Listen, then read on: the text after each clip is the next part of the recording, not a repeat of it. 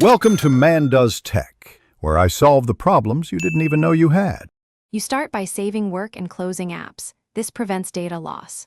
Open Task Manager with Ctrl+Shift+S and locate Windows Explorer and Processes. Right-click and choose Restart. This forces the shell to reload, which often restores icons and interaction immediately. Once done, make sure icons reappear and the clock updates.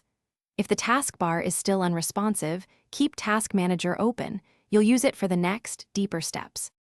With Task Manager available, run PowerShell as administrator. You need elevated rights to re-register system components.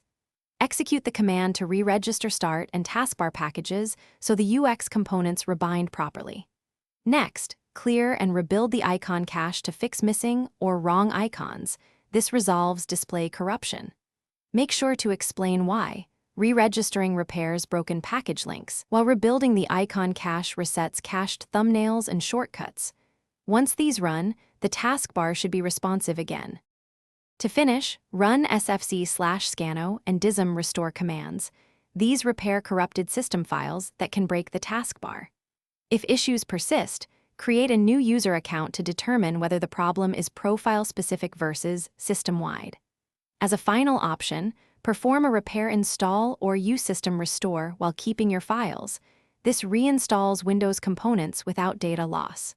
If none of this works, a key troubleshooting tip: boot into safe mode and reproduce the issue, which narrows down third-party software conflicts. Thanks for watching.